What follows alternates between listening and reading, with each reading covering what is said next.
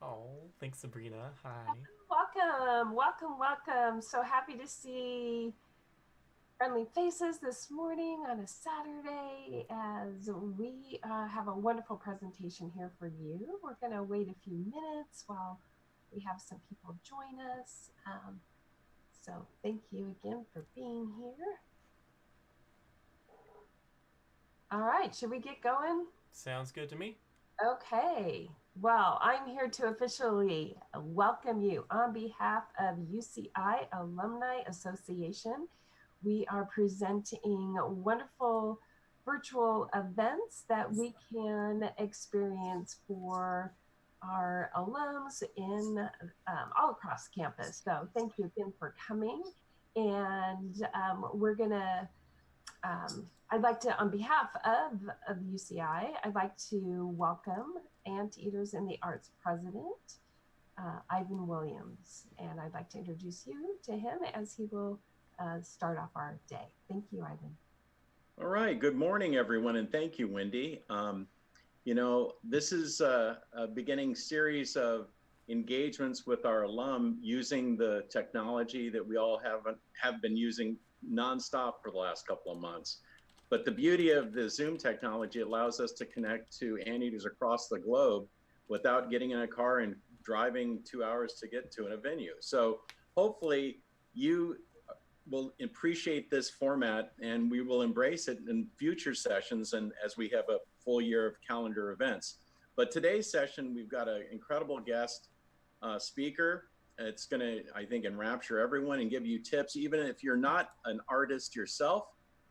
Each of us do have an artistic, creative need, but most importantly, each of us need to run our lives in a very organized, precise manner to get what we want out of life. So I think what you're going to hear today is some key techniques that can be applied to any and all professions, not only someone who is in the art or performance arts business. So as president of the Anteaters Arts, I welcome you to this Zoom business of entertainment business, show business, and I hope you enjoy it. I know you will. I would be doubtful if you didn't.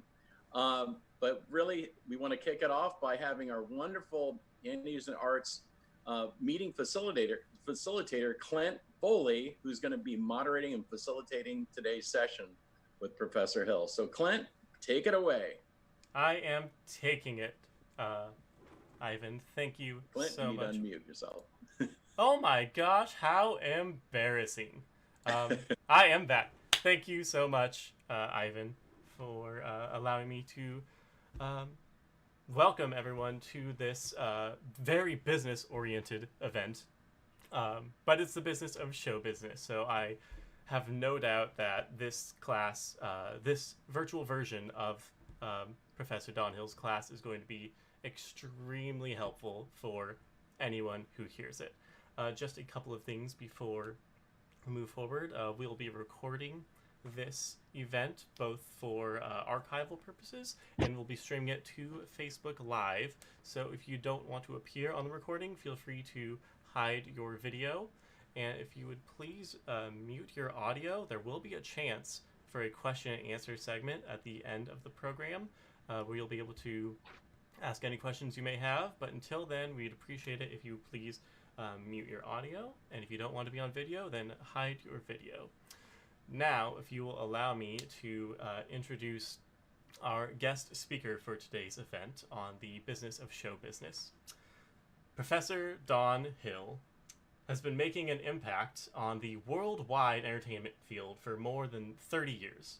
Whether you have gotten the opportunity to work directly with him or not, you'll find that this industry of arts, which so many people have turned to now and in all times of difficulty, has been shaped by Don Hill's work. His numerous titles include director, actor, producer, stage manager, production manager, and union negotiator, which just shows you that he means business.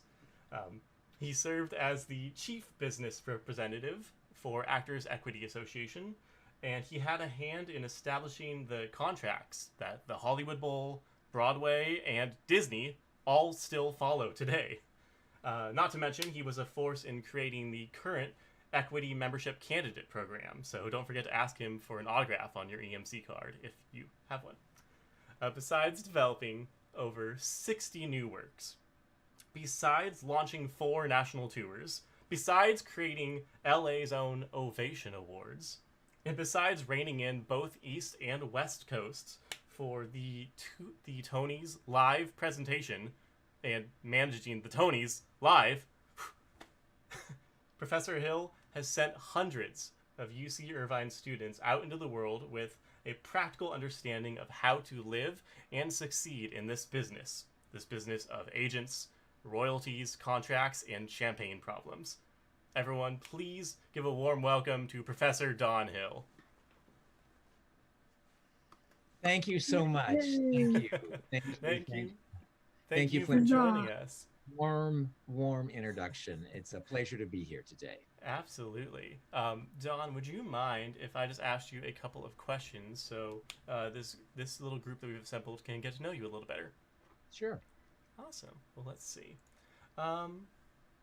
Starting at the very beginning, what was your first or your most memorable exposure to entertainment? Were there any notable theater works you remember, or just any entertainment in general? When I was a child, I grew up in the area of Omaha, Nebraska, and they had this school outreach program.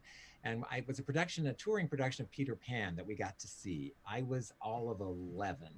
And I think it was at that performance I got bit by the bug, as we say in this business. And ever since then, I thought, well, they can fly on stage. That looks really cool. I want to do that, or be involved in it, or be connected with it in some way. So as a very young person, I think that's like where my infection of theater love began, big time. I think we can all be grateful that you saw someone flying and your thought wasn't to go into aviation, but to go into theater, the most practical way to fly. And I thank you for that. After graduation, what did you do to get your career in the arts started? Was there any sort of show business guide that you were able to follow as you moved out to the world? There actually wasn't a show business guide, which was one of the incentives I had to create this course, because I felt students were getting lots of training and audition techniques, or how to design in the different areas that the School of the Arts explores, but there wasn't a lot of practicality, a lot of how to succeed and how to sustain a career in this business called show, because it's constantly changing with new technologies every day and new situations in the world every day. So so that's part of one of the reasons I really had a lot of passion about creating this course, because there wasn't. To your earlier question, I was fortunate when I graduated from USC in the directing program. I had the quite the honor to be mentored by the late great John Houseman. John Houseman founded Juilliard. John Houseman founded the American Acting Company. He was a real force to work with. And if you ever see a late night rerun of the film Paper Chase, he plays this crusty, hard-edged law professor who kind of terrorizes people in 30 seconds to 90 seconds. He has them crying. And that's actually how he was in real life. So he was a real tough cookie to work with. And he kept me on my toes so much every day. So it was exhilarating and exciting. And I was fortunate to answer your question. When I left USC, I was actually invited back to guest direct 𝗵𝗽 and The Lion in Winter. But my first outside the university gig started when I was an assistant director at the Globe Theater, which was a theater off of Santa Monica Boulevard back in the day. 𝗚𝗨𝗘 Taylor made this commitment to the citizens of Los Angeles to do all of Shakespeare's entire canon. And I was lucky that I got to jump on the last show. And that started opening lots of other doors. So it was exciting. That's great. I didn't realize that when you were directing your version of 𝗵𝗽, that was after you had graduated, that you were being asked back. That's really wonderful for that connection to have remained after graduation. Mm-hmm. So I don't think anyone could argue that you don't have so many accomplishments in so many fields, directing, stage managing, supervising contracts, etc. Was there any one element of show business that took more effort to acquaint yourself with? I think it was just the element of getting the equity card at the time. I went in so many times to sign a contract as an actor or as a stage manager, and I went, oh, we lost funding, we're not doing the show, or oh, the show's been canceled or postponed or whatever. It felt like in my early years, it was a career goal to get just the equity card so I could be in a different and larger professional community. In fact, when I got my equity card, it was a friend who had referred me for a stage management gig at Mountain Playhouse in Jennerstown, PA, and they had lost their stage manager and they desperately needed one. I remember June 21st in 1981, the phone ringing at 5:30 in the morning. And it was my friend Mary Helen saying, Donald, this producer's going to call you in 15 minutes. And I think you're going to get this job. And I was kind of like waking up, and I was sleeping on the floor of my Hollywood apartment because it was very hot that day. And it had like the only window air conditioning unit. And so I was like, this man called me 15 minutes later. We had a half-hour interview. And 8 hours later, I was on a plane from LA to Pittsburgh to the Playhouse in Pennsylvania. Now I had 8 hours to pack and leave, let my 3 support jobs know that I wouldn't be there tomorrow. My current boyfriend, I said, can you make up some stories? Like maybe my dad had a hospital emergency and I just had to go. There were no ATMs at that time, flying across America with like literally $10 in my pocket. And the thing that was interesting in those days is that the stage managers can't be fired where they are or let go until the new stage manager's on premise. So it wasn't until I got there, and I was an all-nighter red eye. I got there by noon. They handed me a prompt book. They said, we're having tech this afternoon on a show I didn't know.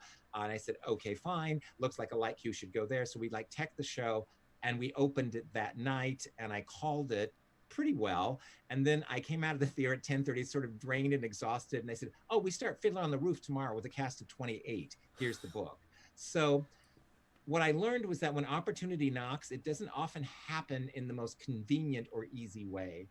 And the other thing that was a little scary is that you don't actually have the job in Actors Equity until you officially sign a contract. That's one of the things I teach in the class. And so it was the situation where I was like, waiting for New York to get the contract out to Pennsylvania through the mail so that I could sign it to actually have the job, because they could have just said, you're not really working out. We're going to do somebody else. So it took 5, 6, 7 days for me to get that contract, but it all happened. But it was a real, trial by fire kind of thing. Absolutely. And I could see that incentive then to help simplify the process for everyone's sake. That's great. So you earned your directing degree at USC. Mm-hmm. After that, what brought you to join the faculty at UCI? It's sort of a long journey. I'll try to be brief in that answer. When I left USC, I directed for about 8 years. Actually, as I look back on it, sort of successfully. I mean, a lot of it was schlock dinner theater. Occasionally, you would get an artistic process or product that you really liked. But what I realized is that I missed the show after opening. And in the professional theater, they have to pay you day rates to keep you around as a director. So I kept looking at the stage managers going, they get to hang out. They run the show. First one in, first one out. And last one in, first one in, last one out. There we go. We got it right. And I kept thinking, the companies I was working for, they would hire a seasonal stage manager for 4 or 5 shows to keep the continuity going, but they would not necessarily hire the same director for each show. So stage management started to be appealing as I got into my mid-30s, as far as having steady income, and I really liked it. I really loved working with the actors, and when I do understudy rehearsals, it was still like kind of being a director. So I transitioned to stage management, and then eventually landed the job as resident stage management for the Los Angeles Theater Company in the year that it opened. And this was so exciting, a brand new theater in Los Angeles, big 4-theater complex, each of them theaters doing different kinds of work, the classic series, the Discovery series, the new, all these different projects and all these amazing labs. It was the birth of the Latino Theater Company, as it still exists today, happened at that time, and got to be part of that. And then I eventually got promoted to production manager from stage manager. And then from there, went to the Long Beach Civic Light Opera as a production manager, and then promoted to associate producer with Barry Brown. And that was quite a change from doing avant-garde, cutting-edge theater to doing high-end commercial theater with major celebrities like Tyne Daly and a whole list of people like Carol Burnett and all those major celebrities. And then that theater was in financial trouble during the turndown in the late 80s and going to the 90s. So then I freelanced, was back at Lincoln Center in New York, and then working various places at the Geffen Playhouse as their original production manager when that theater revived.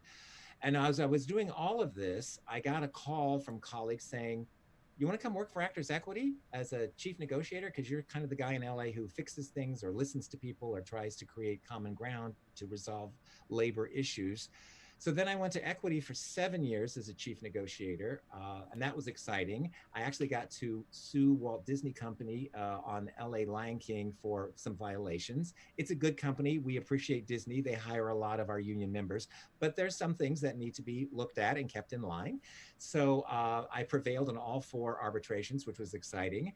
In fact, they asked me to lunch after the second victory, basically saying, do you want to work for us? You know, it's the Disney way. If we can't beat you, maybe we'll hire you. So that was fun, but no. And then I got this call out of the blue from Cam Harvey, who was the former chair at UCI Drama, saying, would you want to come teach a class? Because their stage management faculty member was ill. And I worked that out with the union to take off 10 Fridays to teach that class. And then while I was there, they actually created a full-time stage management position. And I applied and was accepted, and the rest, as they say, is history. Wow. So that's how I got to UCI. I tracked all of that, and I'm just blown away by each little portion of that. You are now the chair of the Department of Drama. Are there any skills from all these specific parts of the theater that you find yourself most applying to this new position? I think there's several skills. I made my niche as a stage manager as Don Does Divas. I was always called in to work with what one might call challenging personalities or big personalities. You know, I did 2 shows with Elaine Stritch, an incredibly talented woman, a woman who had lots of needs. And it's understanding with those kinds of strong personalities, their artistry, and trying to find what is afraid of them. I remember one time I was in a photo call for the musical Chicago with Bebe Neuwirth, and we were in the middle of a photo call, and Bebe just stormed off stage. She just like blew up, and the producer Barry Brown said to me, "Fix it," which is I was like the fix it guy. So I go off stage, and Bebe is just pacing and upset. And I said, "Bebe, what's the matter? What's going on?" And she goes, "Well, there's all these photographers here." I said, "Yeah, it's a photo call. And they're here, and you're a famous actress, and we want to photograph you." She said, "Well, I thought there was be just one, the LA Times." And so I said, "Well, no, it's just there's many people here, and I understand you're distressed and what's going on." And what I got to was that she was afraid of that people would take pictures, sort of candid shots of her when she wasn't prepared or ready. And so we fixed that by having her come back on stage and tell the press to come up and show their credentials, so she knew everyone in the room was in fact legit. And then I said, you know, let's play some music while we're doing these photos. And Bebe, you'll cue the conductor, and photographers, you will only photograph when there's music playing. We good, Bebe? So it was letting her be in the control that she needed to feel comfortable, because she's an amazing artist. She's incredibly talented, but that's just where her comfort place needed to be at that moment. So many times it's not, you know, we call them divas or difficult people. You just have to find out what is it they need that you can do, that's reasonable, that you have the resources to do. And so those people skills have been extremely helpful in running a department, because you deal with all kinds of people, faculty, students, administrative staff. They all have their different needs, and it's learning to listen to everyone's needs in a holistic way that's very helpful. Working in budgeting as a producer and a production manager has been very helpful in managing the drama budgets, which continually get slashed every year, more or less, in the sense that they don't get massively increased. And with cost of living, it's as if we get a budget cut. Our budgets haven't been increased in over 11 years. So we're still working with the dollars that we had 11 years ago, which is thank God for the alums, thank God for Theater Guild, because that's what makes the difference. And us being able to do what we do. So I think those skills in terms of budgeting, in terms of people skills, and in terms of stage management skills, like everybody wants everything yesterday, but it's also about how you prioritize, actually, this needs to happen here first. And then the skills from Actors Equity about negotiating and finding a common ground for everyone has been extremely helpful. Wow. And how important for all those skills to be on display in this education environment when so many new students are coming in, and sort of the roster of people that you're working with is changing, and they get to see how these are applied to working with people with relationships. That's another lesson they can take with them out of college. Are there any people, places, or things that you have found particularly inspirational? In terms of places, I love to go to the ocean and breathe. I just love that. I love to go up on Signal Hill in Long Beach and see the vistas and breathe. My favorite poet is Maya Angelou. I find her so inspirational. I love reading her poetry. I also enjoy the works of Science of Mind by Ernest Holmes, which it's a new thought way of thinking. My dad was a Presbyterian minister, and nothing against Presbyterians, but I found my heart responded to a different path. And so I found the New Thought Church much more inclusive and celebratory, and I love a lot of its relationship to the Course of Miracles in terms of cause and effect universe and how we actually co-create in our own world with our energy, and what we focus on is what expands. And so those sources are very helpful to me. Wow, great. Thank you for sharing all those resources for people to look into and hopefully find something from themselves. Last question I have before we continue on with learning more about the business of show business. Dawn, from your experience, you've worked across both coasts and London in so many different levels of theater. At the end of a long day, when you've worked 10 out of 12 hours in tech week right before the show opens, what do you think the best comfort food is?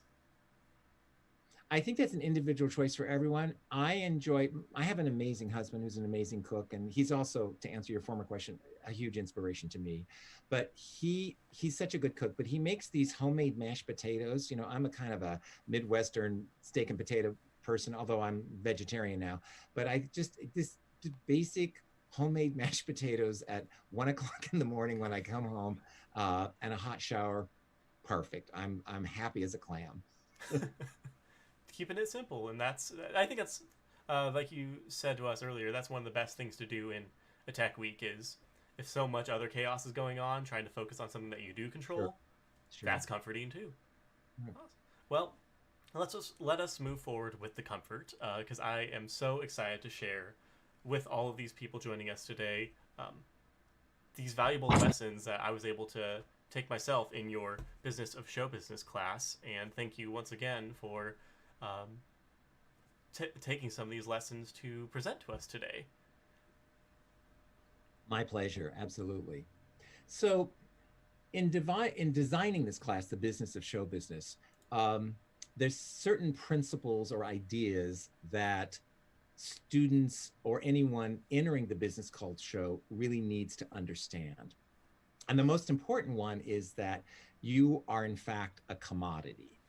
And to start to think about yourself as if you're many parts of yourself, like a corporation has many parts, you have those same areas. So for example, a corporation, regardless what it's doing, will have a marketing department. It's how that corporation markets itself.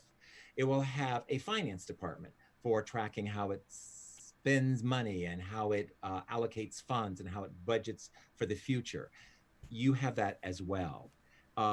It will have part of its corporation will be self-assessing the success of the company, where it's going, are the products. I mean, if you look at a company like Coca-Cola, like how many times has Coca-Cola tried to rebrand itself and understanding what its brand is? And some things were very successful. And other companies would, for example, riff off of Coca-Cola. Like they would make 𝗗𝗃𝗃. Can you imagine the person who came up with the concept of 𝗗𝗃𝗃, like how much money they made working on Lexington Avenue, just that simple thing, or got milk? So it's understanding your brand, it's understanding who your buyers are. So those are really critical things. And the purpose of the Business of Show Business class is to create a launch pad that is something that is constructed that you always have. You can always get on the launch pad 24/7 at any time in your career. It's also understanding that as you go through your career, it will change drastically. Your hustle, your passion for things will change enormously. And not to be, oh my goodness, I'm failing at this, or I still don't feel like doing this, or I'm finding I'm actually more interested to go over here. So it's understanding that's all part of the journey. It's all part of that. Also, public relations is huge. Show business, like any business, is a relationship industry. It is driven by relationships. So it's really important that you start to understand the power of networking and your connectivity, because no one can hire you if they don't know you exist. And no one will play ball with you if they don't know you exist. So it's really learning how to put yourself out there, how to get in the game, and also how to stay in the game. It's sort of like when you get an A in class, oh, that's so exciting to get that A, but it's also, how do you sustain the A? How do you sustain all of that? So that's many of the things that the show business class focuses on. So the first place we start with in the class, and this is a class, while it's geared towards performers, it can work for playwrights, dramaturgs, designers, composers, people who want to be agents, casting directors, and it can work for people outside the industry as well. I think all these principles actually have a certain kind of uniformity for them. So the first step is you want to take a self-assessment. You want to take a snapshot of where you are. Kind of like Weight Watchers. You know, you come in, you hear the little introduction, you get on the scale, you see a number. Okay, so that's where you're starting. And self-assessment is something that you want to be doing every single month. It's so important. And the spine of the class, the main thing of the class, is this thing called a maintenance day. You can call it whatever you want, but it's the maintenance day that is going to maintain your focus as you touch base with all these different areas within yourself, within your company that is you. So I'm going to show you a little PowerPoint. We're going to talk about what is a maintenance day, how do you prepare for a maintenance day, and as we go through the maintenance day, it will highlight the 6 or 7 key principles that in essence make up your career launchpad to help you keep focused. So let me bring up a PowerPoint here. We're going to go to screen share.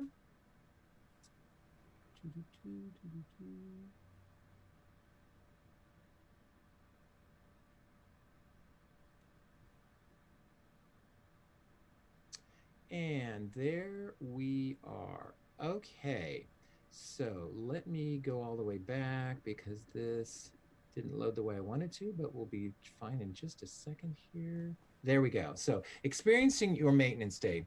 So the thing about the maintenance day, it's a 1 day a month gift that you give to yourself. And what you want to do is plan it carefully. Maybe it's the first Sunday of every month or whenever it is, but it's a day that you're actually going to give to you so that you can check in with yourself. That's the purpose of the maintenance day. And you'll be surprised sometimes when you try to schedule a day just for you, like how that will quickly get interrupted by life. Life will kind of like, oh, I've got to go help grandma do this, or I've got to do that. You need to guard the maintenance day with great tenacity. And sometimes people only get a half of the maintenance day, but it's really, really important that you have that maintenance day focused and that you prepare for it, okay? So next, planning for your maintenance day. Like anything in life, if you want it to go successful, you need to design it to be successful. So first of all, you want to have a good night's sleep. It's really, really important that you prepare yourself to be really, really well rested. And maybe that's like, before you go to bed at night, it's like changing the sheets or the pillowcase, or cutting fresh flowers by your bed, or having your favorite noise or music of waves crashing, whatever that is that makes you sleep well, all right?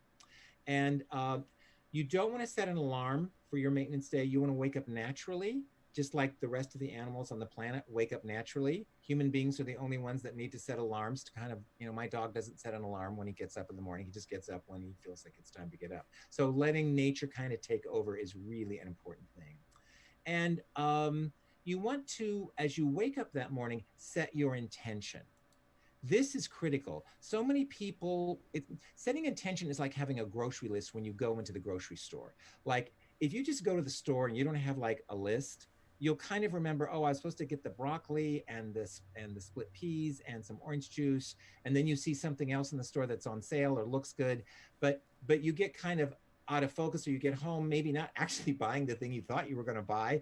And you have all this other stuff. You're going, what was I thinking? So the intention, setting an intention is to keep you focused for the day. Before you even get out of bed, set the intention of what it is you are focusing on. Spend 15 minutes in meditation. You can do a little yoga stretch, a little morning routine of light exercise, but you want to calm down and you want to clear out the outside noise of the world. Really, really successful people, whether it's Oprah Winfrey or Barbara Streisand or a major political figure or Shonda Rhimes, all of them spend time clearing their mind so they can then be completely focused on the thing it is that they want to be focused on that day. They can allow it to come in. So you want to turn off the outside world. I know this is really hard for some people to not look at a cell phone or an iPad or get on the computer, but you want to set yourself to be successful so that you can be at your best. Next, I want you to fix your favorite breakfast food. And it can be maybe, don't worry about the calories. I mean, maybe there's something that you really love that's a little heavy on the syrup or the pancakes or whatever that is, but really treat yourself to a lovely breakfast. And maybe you eat it off of grandma's china. Maybe you put flowers by your breakfast table. Make it special. And that, make it like as if you were in a 5-star classy restaurant so that you're feeling supported by yourself, but that you're creating it for you. And really taste food. So oftentimes we just kind of eat food because it's there and we have 10 minutes to eat between a rehearsal or this, or we rush around. Taste the food. Rediscover how good it can be as you eat it slowly and chewing. It will help the digestion and focus for the rest of your day. Next, you want to groom yourself so you can take a lovely long bath or shower, or if you have access to a jacuzzi, whatever that is, but take time grooming yourself. Enjoy looking at yourself in the mirror and celebrate you looking in the mirror. Not like, oh my goodness, I got a pimple here, or my hair's thinning. None of that. It's just there's fabulous you glowing and shining in the mirror. So celebrate you. If you're in a weight loss program, don't get on the scale that day. Don't let anything that's going to be a negative influence of self-criticism be allowed to come into your day. All right. And again, stressing the importance of turning off all social media so that you are just relaxed and fresh and ready for the day that you're going to create for yourself. Now then, I want you in the privacy of your home, where you're comfortable in an open space, where you can then begin the process of actually going through your maintenance day. So what is that? The first thing is you want to joyfully pay your bills and deal with all financial concerns. So you take care of the money first. And in the business of show business class, we have a section from 𝗷𝗪𝗪𝗃𝗍𝒂𝒑's The Millionaire Mind to focus on financial planning. Money is a huge issue for people. There's lots of shame around the issues of money, but you want to learn to get in control of your money. Even if you have very, very little money, you want to be in control of it and not it be in control of you. So we look at your spending habits. What are you spending on? And we break it into several different categories of long-term savings and short-term savings, cost of living expenses. One of the things that students frequently discover when they do this money project is they discover how much they spend on Starbucks. Like, some people are very unconscious about their spending habits. So you want to be very wealthy, successful people. They know where their money is, or they hire accountants to tell them where their money is. So you want to have an abundance consciousness. It's fascinating when you look at the studies of people who've won big lottery wins, like they win $7-8 million. And in 5 years, studies have shown that 7% of those people who've won those big dollars, they're broke again. And they're broke because they never learned how to manage money in the first place. So the problem of not having money is not so much not having money, it's not managing it effectively. That's a huge issue. So you want to be smart about how your investments are going. And one of the small little aspects, in addition to tithing and giving, is also a thing called mad money, where you actually enjoy your wealth, where you take whatever dollar or two it is that's in your mad money account and you treat yourself to whatever it is you want to treat yourself. But it's really important that you look at your money every month, you pay your bills. Even if you don't have all the money to pay your rent, you're in gratitude, I can at least pay half the rent. That's better than last month when I couldn't pay any rent. You really look at those financial plans that you have. And in class, we do a very detailed look at money management. You also look at your support job. How is it actually supporting you? Is it paying you what you're worth? With a little more training and education, could you go from working at Starbucks to being a tutor? Could you get certification that would allow you to be a sports instructor? Are there other things where your money is really working for you in the most effective way? I had a student a couple of years ago who loved Hollywood, ancient Hollywood, golden age of Hollywood. And his support job ultimately came, he actually did work for Starbucks. He gave up the job at Starbucks and he became a high-end tour guide for international students around, or international clients around the world, where he would rent the limo, drive them all around Hollywood, pointing out historic events and history. And he loved doing that as a support job. And he was making like $400 to $500 a day doing that. So much better than Starbucks, and actually in control of his time and his schedule, because a support job shouldn't be just a survival job. It should be supporting you, paying you what you're worth, and hopefully doing something that you really like in a creative way. The next thing is you look at your last 30 days. This is the big check-in. What's happened in the past 30 days? What action plans had you established for yourself from the last check-in day that you've accomplished? And if there's things that you didn't accomplish, you need to look at why. If you've made an action plan to read all the plays of August Wilson, for example, which would be a lovely action plan for an artist, an actor, a playwright. If that was your goal, I'm going to read, in the next 30 days, I'm going to read all the plays that August Wilson ever wrote. If that was your action plan and you didn't achieve it, why didn't you? Was it too big of an action plan? Did you bite off more than you can chew? Or did something distract you or get in your way that was actually a good thing, like something that is exciting path? Maybe someone called you to work on a project, so you weren't able to finish reading all of August Wilson's plays. And you don't need to beat yourself up about it. What you can then do is recalibrate what the next 30 days are going to be. Now, some of your action plans you can actually achieve in 30 days. Some may take a year or 2 years or 6 months if you're writing a play or creating something. But where are you in the process? This is like the Weight Watchers metaphor. You're getting on the scale and looking at, what are my action plans? What did I get done? What do I need to remap for the next 30, 60, 90 days? This is a critical part of the check-in with yourself, all right? And then you map out and review and revise the action plans, because things are always going to change in life. Stuff is always going to shift when it happens. So it's not about beating yourself up that you didn't necessarily get it done.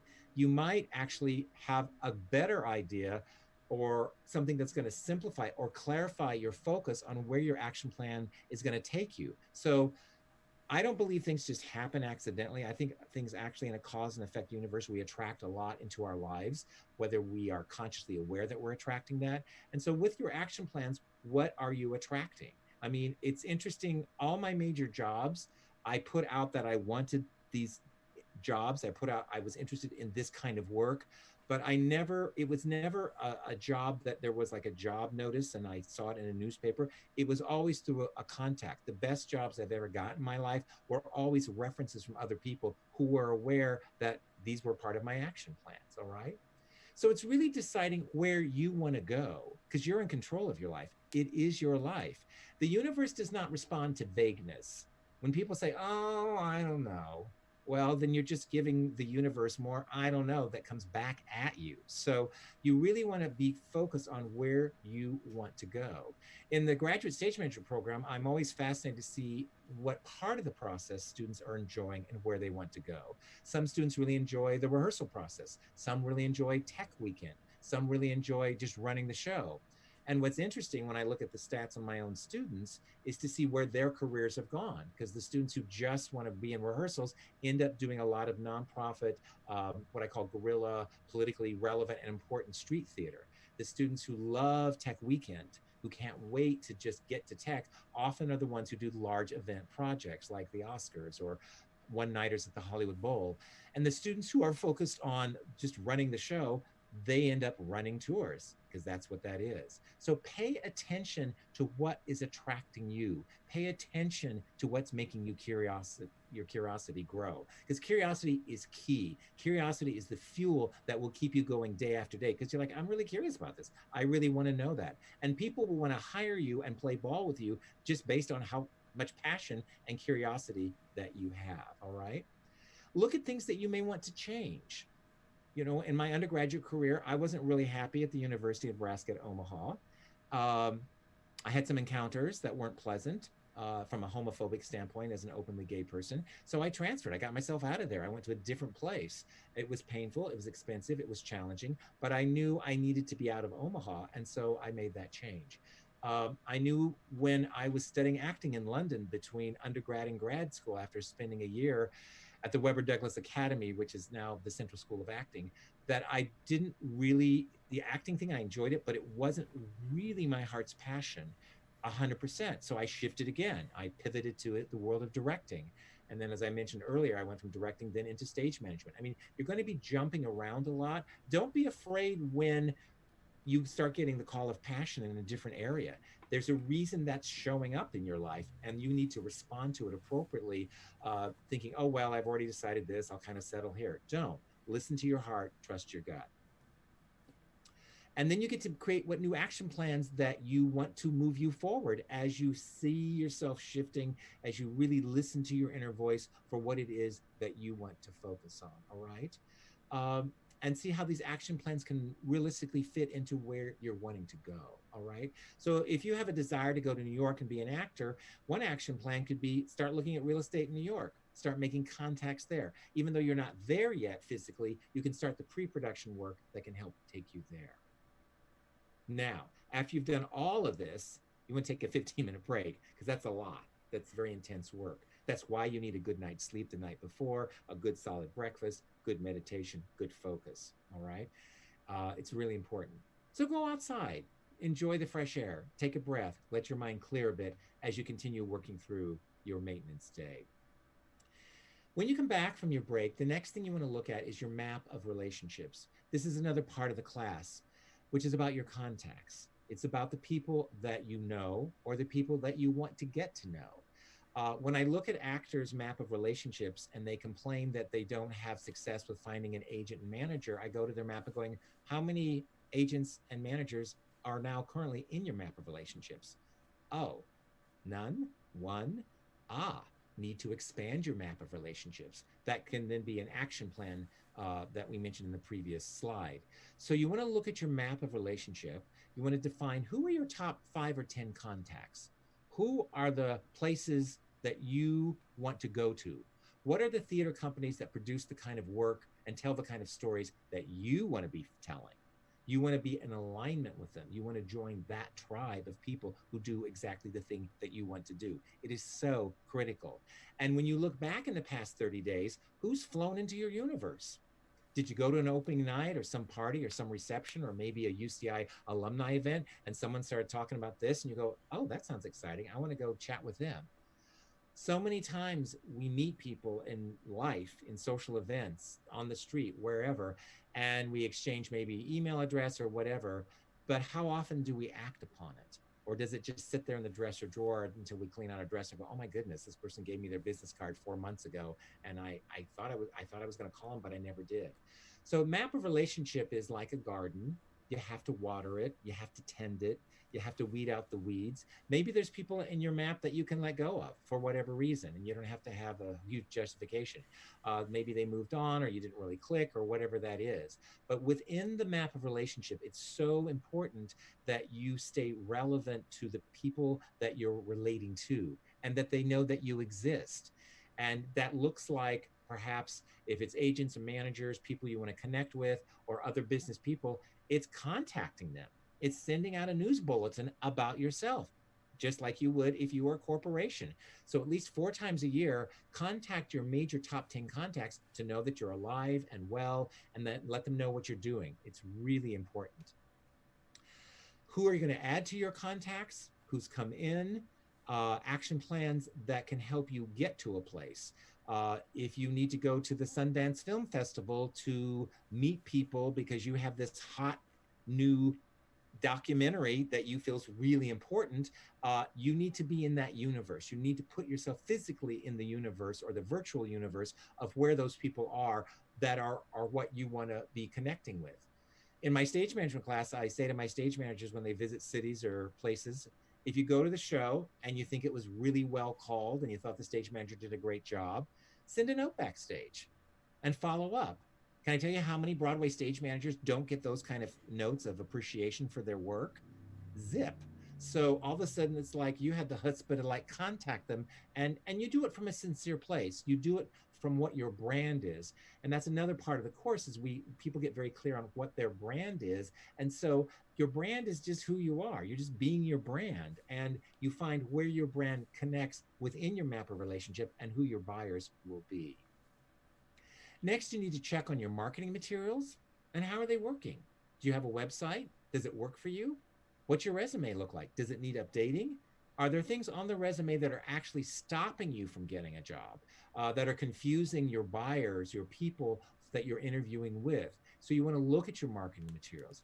You want to look at a thing like what's called a quote sheet, where people have said great things about you, and you put them, all those quotations on one little page. It's a great marketing tool for people to go, oh, so-and-so said this about them, and so-and-so said that about them. Not only are you giving your potential employer feedback on who you are and what people have said about you, but you're also letting them know that you are, in fact, I've worked with these people. I have these amazing quotes from these major people in the business that you're in. So creating a quote sheet is a really powerful marketing tool. So you want to check that your marketing materials are up to date, that they're current, and that they're working from you, and that you're getting good response. And maybe that's one of your action plans that you plug into your 30, 60 day, 90 plans. I need to update my marketing materials, because trust me, companies are constantly looking at this all the time. So we've talked about that. And then you take a deep breath and you check in with your higher self. So you've looked at finances. You've looked at your monthly goals. You've looked at where you're going in the future. You've checked in with your map of relationship. You're checking in on where it is that you're going. And that's so important. And maybe you've had an upset this month, and maybe you need to forgive someone, because there's still, it's not what we eat that kills us, it's what's eating us. And so the power of forgiveness is really huge. It's really a gift you give to yourself when you can let go of an upset, because when you let go of that upset or can make terms with it or come to peace with it to some level, you open up so much brain space. It's so important. And you want to let go of what's not serving you.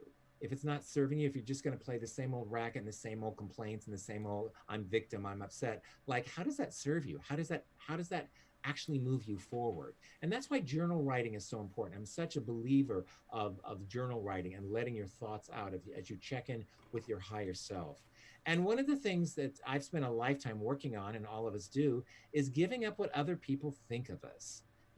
What you think of me is none of my business. It's one of the mantras from the Business of Show Business class, because if we get so consumed about what everybody thinks about us, and if that's where we get our validation from, then we're giving all our power away to everybody. What's most importantly is what you think of you. That's what's important. And so, so that you're in control of what's going on and with yourself, and that you're not allowing yourself to be run by other people's opinions all the time. Validation needs to come from you. It's really, really important. And when you check in with your higher self and give yourself permission to check in with your higher self, you can start to go, oh, I really got tied up, or I got tangled, or I got these obstacles. Because when you give up caring what other people think of you, oh my goodness, you have so much time in your life. It's one of the biggest gifts you can give yourself. One of the things we do in this class is we create a support group. And the support group is really important. And very, very successful people have support groups, because that's that's how they're able to achieve what they do. And within your support group, you already have support groups, you've just never formalized them. So within this class, we help you formalize that. And so we look at things like, who is the person that tells you the truth no matter what? Who is the person that can make you laugh, that can inspire you? Who is the person that can cheer you up when you need cheerleading? All those people are part of your support group. And if you know in advance there's an issue that you want some support on, you call your support person the night before your maintenance day and you say, you know, I'm having that check-in thing I do with myself once a month, and are you available tomorrow late afternoon? I need a support call. And you set up your support group by formalizing that is the relationship and inviting that person to be part of your support group. And oftentimes it's a family member, a parent, and sometimes it's not, and that's just as well too. But the support group is there to support you, to give you some feedback, literally holding up a mirror to what you're broadcasting, what you're putting out there, for you to get some clarity on some things about what it is. My support group constantly tells me, stop trying to be perfect, Don. You can't be all things to all people. I think it was Abraham Lincoln that said, you can please some of the people some of the time, but not all people all the time. And as a chair of a department where I've got many, many, many people to deal with in many different areas, because the drama department is the largest department in the Claire Trevor School. It's the most diverse department in terms of how many different areas it has. And so you're trying to assess the needs of so many different people all the time and give equal balance to that. So that's a big job. And my support group is very healthy for me in me maintaining my own mental, moral, and balanced compass. So I'm really grateful for having the support job and the support group. I don't think of UCI as a support job. Let me rephrase that. But it's just the support group is so helpful in providing clarity. And that's a time when you can actually pick up the phone and call a member of your support group. And you may want to go have like a late lunch with them to kind of talk about issues. Or maybe you do it professionally with a therapist. That can also be very, very helpful for you. But nobody succeeds in this business or any business by themselves. They have a team of people that are behind them. I mean, when I look at Shonda Rhimes and her entourage, or Oprah Winfrey, you know, there's 15, 12 people who are working in specific areas, providing information to those amazing, powerful women that they have asked them to do in terms of taking care of things that contribute to their life.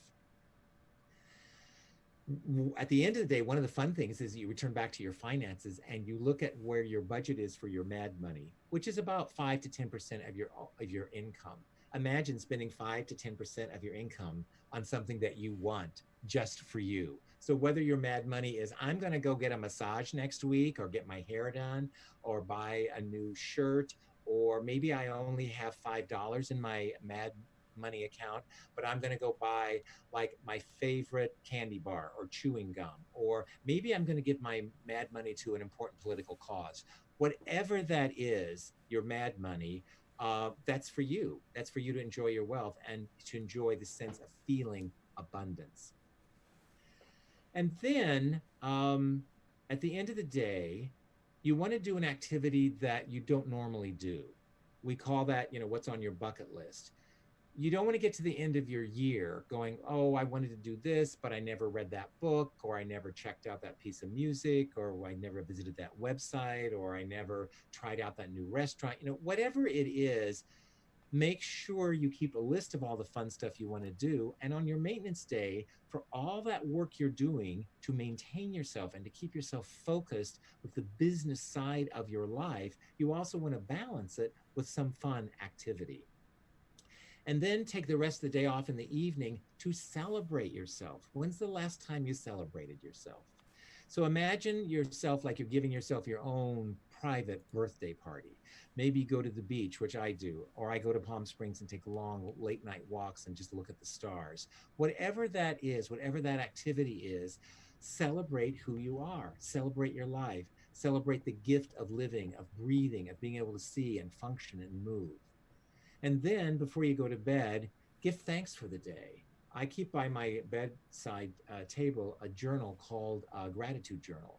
And I write down every day all the blessings that have come into my life. I write down what's happened today. What do I give thanks for? gratitude, the attitude of gratitude is so important. It's one of the most powerful laws on the earth, is the law of attraction. And we explore that in the film The Secret, where it's all about understanding that what are we attracting in our lives? What are we not attracting in our lives?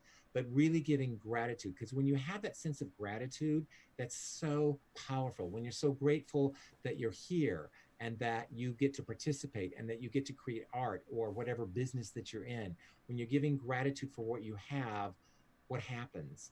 More stuff will show up. It's really amazing how the law of attraction works in your life.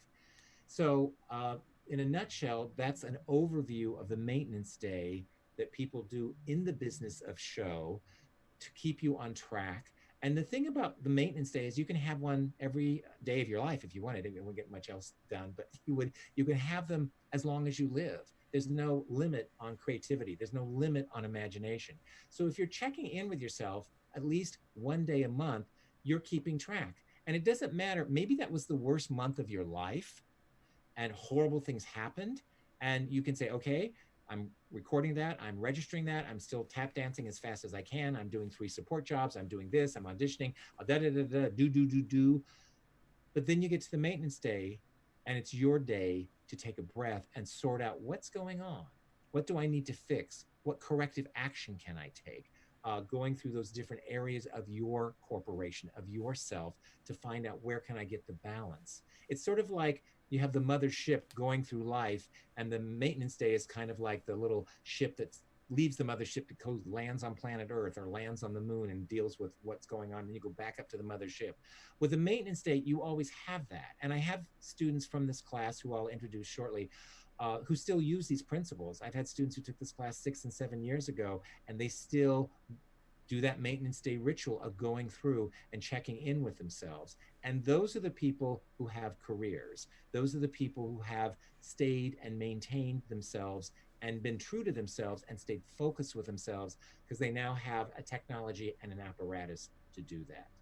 So I'm going to stop sharing now, and we'll go back to the room at whole. And I'd like, if we could, Clint, to introduce 2 amazing students who've been through the Business of Show Business class, if that's where we want to go right now. Is that correct? Absolutely. Yes, that is what we have ready to share with the group. Great. So the first person I'd like to introduce to you is 𝗗𝗄 Garber. 𝗗𝗄 is an extraordinarily gifted student. She graduated with an MFA in stage management, and she was my TA on this class, and I was so grateful to have her very focused and detailed and meticulous brain, and it was very helpful to keep things on track. So welcome, 𝗗𝗄. Thank you. There we are. Hi, 𝗗𝗄. Hi. So, 𝗗𝗄, is there anything you want to share about the class or how it helped you in any way? Sure. The class is incredibly helpful from various standpoints. I think that you're right. I think a lot of our programs are focused on the actual craft. They don't get too into like, okay, so how do I apply this to real life now? And that's what this class is about.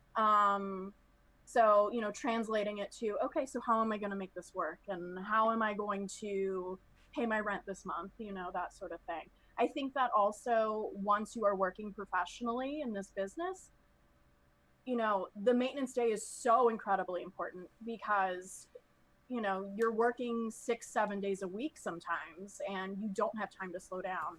So when you do get that one day for yourself to just assess what's going on, are you headed in the direction that you want to be going? What's working, what's not? It really helps frame and focus things in a way that, you know, your career is going. Thank you. You're welcome. Another student who took the class is Chris Mansa. Welcome, Chris. Hi. Hello. Can you hear me good? Absolutely, we can hear you. Yeah. All right. Yeah. Just kind of going off what 𝗗𝗄 said, I think it definitely the value of it. Although I knew I could feel that it would be good for me as I was taking the course, but the value of it didn't really kick in until I found myself so overwhelmed by being a new artist in the industry. And I'm an actor out here in LA. And so going on these big auditions and finding myself working another job and trying to balance all these things, and then realizing like, wait, okay, hold on. I need to stop for a second and organize all these things, because I'm trying to eat the whole elephant and it's not working. Like, I don't know where to bite. And so it was like really compartmentalizing and organizing my goals, and using, and I still have my binder from Business of Show Business class with the same cover, because I took so much thought and so much of myself into it that it still feels true to, like, yeah, right, okay, these are the things that I wanted. And the goals shift a little bit, but ultimately it's still very much my sort of guiding focus thing. Excellent. Clint, were there other questions you wanted to ask our guests? Yeah, I suppose on the subject of the maintenance day, I just want to ask how you two have adapted that since you've been taking the class. Personally, I'm really proud that I've been sticking to it every month since I took the class myself. But looking at the presentation we just watched, I completely forgot all those pieces of advice about framing the day and taking care the night before, and not so much the setting aside a day for yourself, but all of the other little things around the work and the routines that help you maintain the business side. I forgot the personal approaches that that Don reminded us to apply to ourselves. So I was just sort of curious, working in the industry as you both are, how the maintenance day has sort of manifested for both of you. Sure. Go ahead. Yeah, I mean, I think sometimes it takes different iterations. Like, it's not necessarily like a full day. Sometimes it's a half day, like Don said. But I think it's been really helpful, you know, when you're having a particularly bad contract that you're working on. Like, it's a little bit difficult.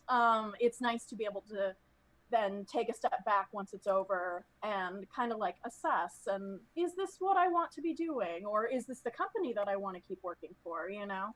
I think taking those moments for yourself is incredibly important, because then you're able to have, you know,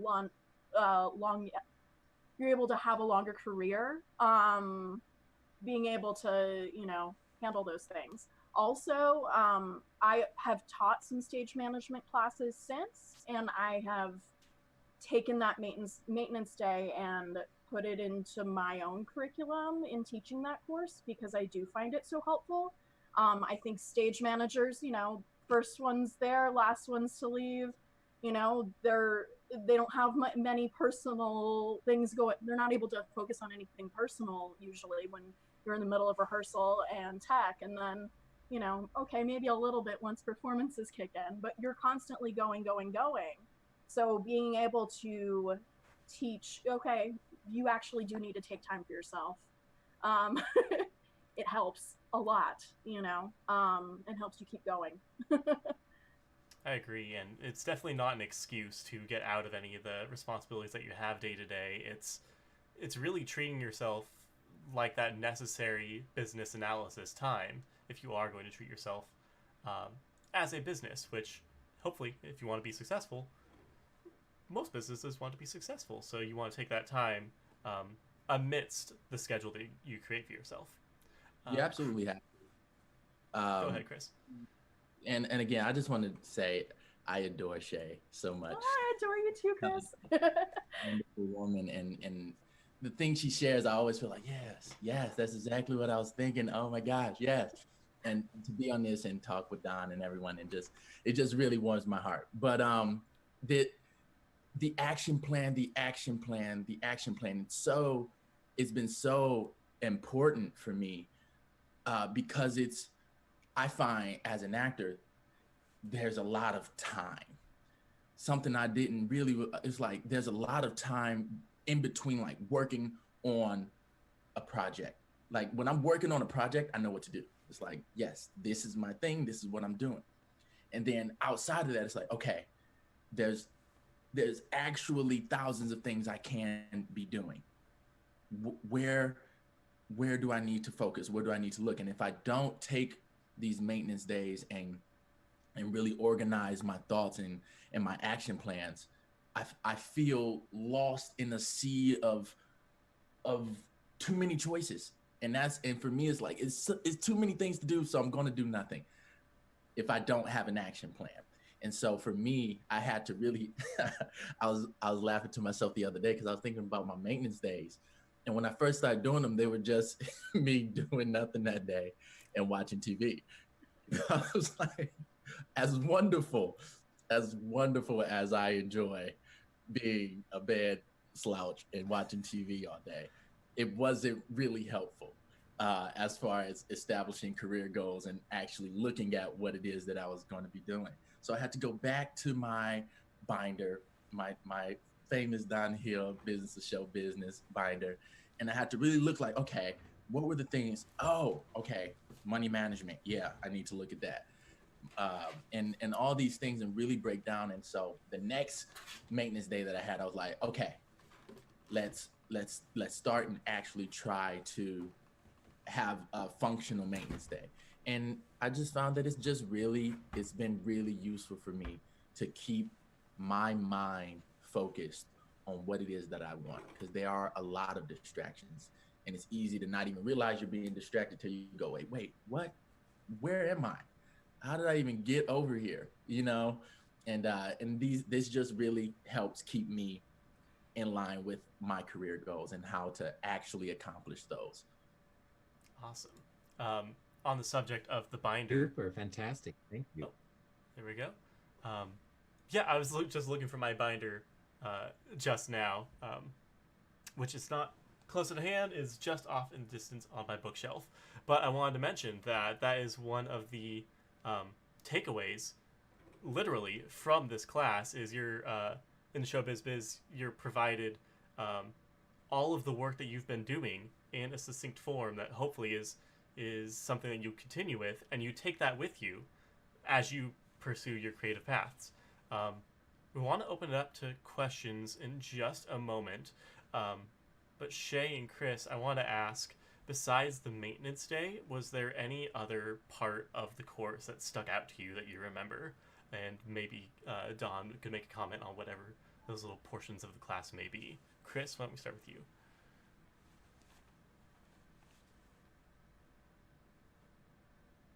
Okay. Yes, absolutely. Yes, I was pausing because I was thinking I want Shay to go first because Shay always reminds me. But I will go. Yes, the first thing that sticks out in my mind is we did an exercise where it was like, if you knew you couldn't fail, what would you attempt to accomplish today? And that it plays on repeat in my mind every time I go, something's not right. Something in my soul, something about what's going on. Just, it's like, okay, what am I doing? Or like, if I'm fearing accomplishing something, it's like, if I knew I couldn't fail, what would I do? And for me, that manifested in really looking at my support jobs, and encouraging me to not only invest in developing a skill as a writer, which I've started to do now, because I've really been thinking about like just going for it, you know, and really embracing that. I've been learning how to write, and I've taken the course with one of my favorite authors, and I can't believe I get to do Zoom calls with her, and we talk about, and it's amazing. And I don't think if I had allowed myself to let fear tell me like, well, you're not a writer, you're an actor, just stick with that, I wouldn't have had this experience. And also with getting my certification as a personal trainer and nutritionist, it's like something that I really enjoy. I love exercising. I love helping people reach their health goals. And so it's like, why wouldn't I put myself in the position to be paid handsomely for that? Like, it just makes sense. And so just really, and I thank Dom for really taking that time to go, you don't have to be afraid of your potential, and that list of like 10 things, 10 ways to do the things you don't want to do. Because when you're afraid of it, you will create every reason not to do it. And you go, okay, 10 ways to do what it is you don't want to do. And I can't remember exactly what they were off the top of my head, but yeah, those are some of the things that I still use. Yeah. Also, I think what's really great about the class is everyone's kind of feeding off of each other as well. So like the class discussions that happen. So like the topic might be talking about survival jobs, but then by the end of class, because of the class discussion, you've been able to come up with, oh, it doesn't have to be just Starbucks. Like, what are my interests? You know, just like Chris is saying, he has an interest in writing, and he has an interest in health and nutrition, and like he was able to turn that into an actual survival job that he enjoys. So that, like, I think all of those things are very valuable. I think the discussions on budget, like, it's so realistic, and like, of course that's going to help you moving forward. And I loved like the discussions on branding. I thought that was really fun as well, because everyone kind of got to put in their input, and, you know, you could kind of see, okay, like, what am I projecting, you know, and, you know, what do I want to project, you know, and kind of make choices from there. So yeah, all sorts of things. And I think all of those things just lend to a bigger perspective of the artist in their field, of being more aware of themselves and their perspective on everything that surrounds them. And that's one of the positives of having other people go through this discovery of the showbiz biz with you in the class, like you said. And one of the other things too, I just wanted to mention that that I get feedback from students is we do an exercise. We have a mock agent interview where we bring someone in, and so people are interviewing with an agent or a manager, which is I think a really valuable experience. Students spend a lot of time learning audition skills, but they don't really learn like, how do I handle an interview with an agent or manager? And the other exercise we did, which around the support job, is that people learn where their line in the sand is. They learn, like, do I want to work for a big company? What's important to me? Is having a corner office with a view important to me? Is money important to me? Is prestige important to me? Is it important to work for a company that I can rise quickly, where there's a lot of self-promotion, where I'm seen more as an individual rather than a massive group of employers on a working line? You know, so it's you getting clear about actually what's important to you in any kind of job, because you discover that there are things that you didn't really realize. Oh, that's actually a big thing. Parking's a big thing for me, or whatever it is, that as you start to look at what that can be. So I think those other aspects were fun to have in the class for people to explore. Absolutely. Yeah. And I was just thinking, it popped into my mind, of there's so many things you cannot control. Mm-hmm. And this class really, for me, made clear everything I can control and how I can most effectively control those things. And so it's like, it gave me the tools to not just say like, well, you can control your own career path. It's like, okay, yes, you can, on the things you can control. And here's a plethora of options for, like, you can control this, you can control how you look and how you organize your career goals. And so it really gave me the confidence and the tools to control the things I can control, and really just let go of the things that I can't.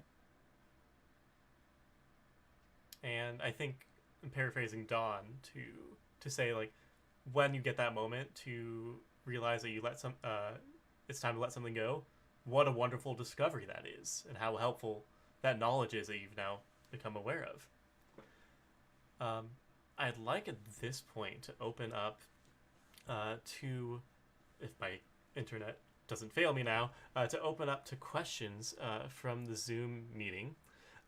If you have a question and you just want to type in the chat, I have a question, we'll see you and we'll throw it over to you. If you're on a mobile device, we'll figure that out in just a moment. And if you're watching on Facebook, go ahead and comment and we'll read your question aloud. Feel free to ask anything about the course or anything you want to know from Dawn or Shay or Chris. Until then, we can keep saying wonderful things about the course. Oh, looks like we have a question for Dawn. I'm going to unmute you. 𝗏𝗗𝗢𝗄, I'm sorry if I'm mispronouncing that. Hi there, this is 𝗏𝗏𝗢𝗄. You're pretty close. I was a theater department alum in 2000, and I now teach a very similar course at a college in Seattle. So I'm here really just reminding myself of the student's perspective. And I'm curious for Dawn, how did you balance going into the level of detail that artists from different disciplines need in terms of the contract for a playwright different than what an actor needs, what a scenic designer needs? How did you balance the sense of what's general in the class that is useful and motivating for everyone, and how deep do you go into talking about the specific nature of the differences between these needs for different artists? Thank you for that question. Part of that is assessing who the audience is. So if you have a class that's like 80% actors, this last time I taught it, I had someone who was really interested in dramaturgy. So I never had a dramaturg in my class before, so that was exciting. I had a few directors, one playwright, and the rest, 2 or 3 were designers.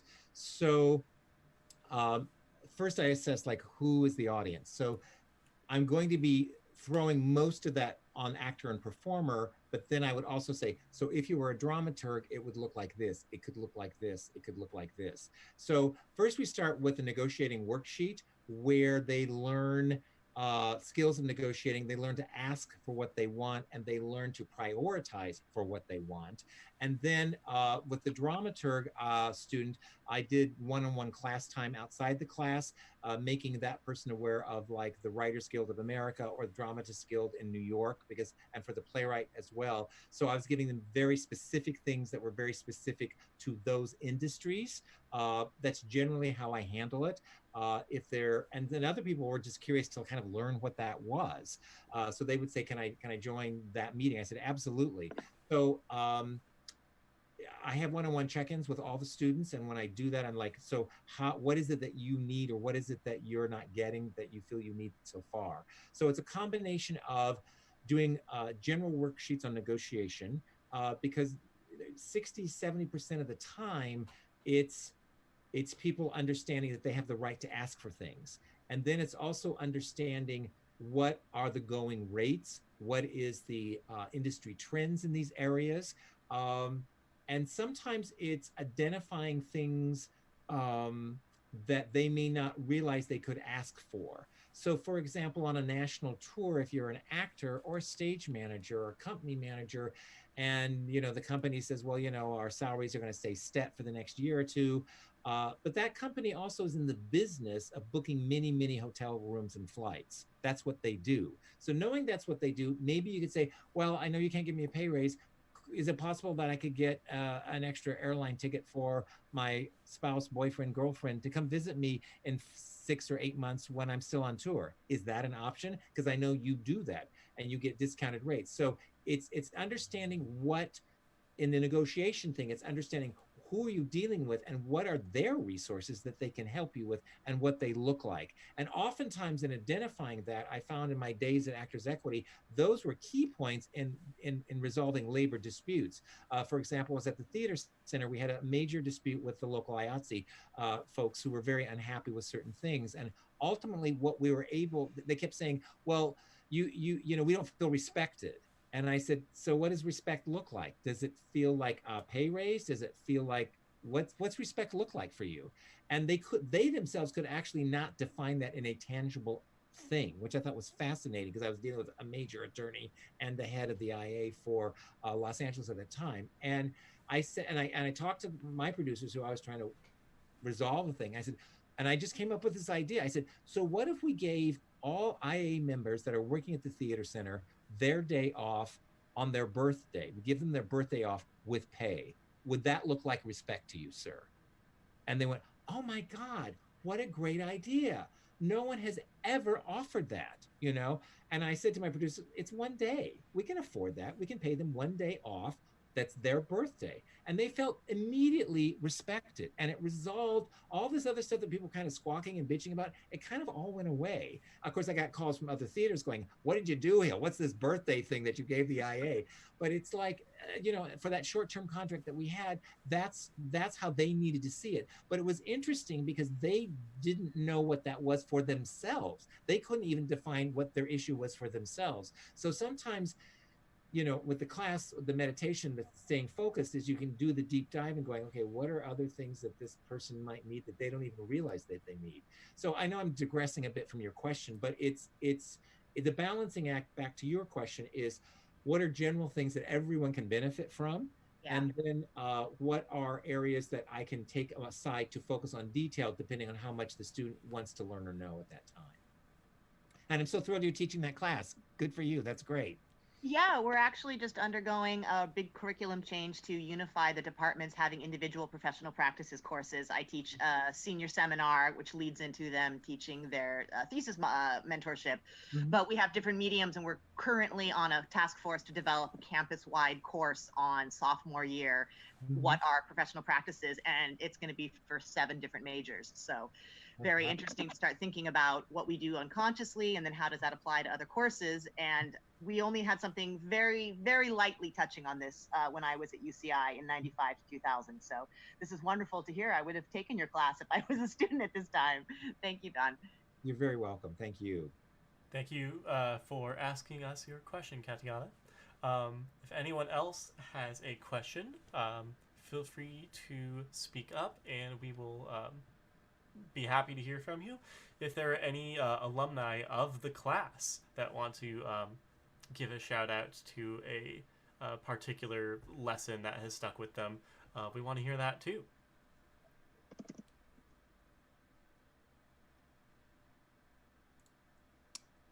Do you mind if I speak up? Sure.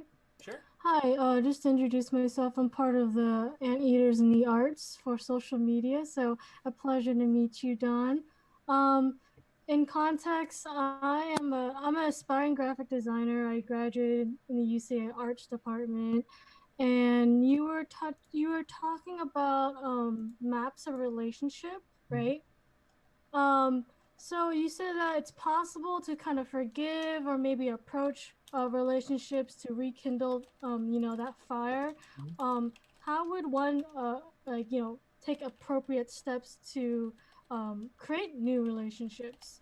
Like sometimes you have worked with someone, but it kind of fizzles out, or you kind of ended in bad terms. But during this time where everybody's struggling, do you think that's appropriate to you know, reignite those relationships or check in with them as for yourself and for them to, like, maybe, you know, maybe forgive yourself for the actions that the project went wrong, or, you know, just, does that make sense, Don? Totally makes sense. It totally makes sense. I'm so glad you asked that question, and really nice to meet you. So you can heal a relationship at any time if you choose to. And I'm going to tell you a short little story that always gave me the incentive for this. When I was studying acting in London, I had a day off and I went out. I wanted to go to the cliffs of Dover and see the sunrise on the cliffs of Dover. I just thought that would be like the most romantic thing to read poetry, is the sunrise on the cliff of Dover. So I took like the middle of the night train to get out to Dover. And it was in springtime, early spring, quite cold. And there, at that time, one of the castle turrets in Dover is open 24/7. Anyone can kind of go up and have like a view over the English Channel. And as I was charging up, you know, all excited to get this view and see the sunrise, there was a cleaning person who was cleaning the steps, kind of scrubbing them at, I thought it was a strange hour, but then I thought, well, maybe that's when they clean the castle at night when there are not tourists around. And she had this big wooden bucket that she was carrying all this water all the way up. And she was an older lady, and I bumped into her bucket and I knocked the bucket out of her hand, and this massive amount of water is flowing down all these little turret steps, like little waterfalls going down. And I felt like the klutziest, ugly American tourist. This woman's trying to do her job, and here I just like disrupted it, right? And so I'm grabbing the water and the bucket, and I'm trying to like, it was like a comedy thing from like a Lucille Ball comedy. I'm trying to like get all the water in the bucket so she doesn't have to go all the way down and get it.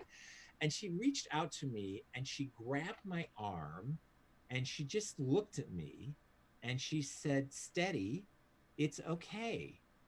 Just think about me sometime." That's all she said to me. Can I tell you how many times I've thought about that woman? I have her face etched in my mind to the day I die. I can still remember that. And so when it comes to relationships, and I've had relationships with major stars, major directors that were testy, that didn't necessarily end the way I would want them. But the way you can pick it up and heal it is this, because people actually want you to think about them. That's what this woman's gift was to me. And so if you had a work experience or even experience with another student or professor or wherever that was bumpy, but that's also somebody that is in your business that could be helpful to you, or maybe just for your own peace of mind, you want to heal it, you can do something like this. You can say, you know, I was in the store the other day and I heard this piece of music and it reminded me of the music that we used to listen to all the time, or it reminded me of the music that was in the show that we worked on. Or I was flipping through some magazines or on the internet and I saw this image in your world, and Danielle, of graphic design. And it reminded me of that amazing graphic that you created. And it made me think about you and the time we worked together.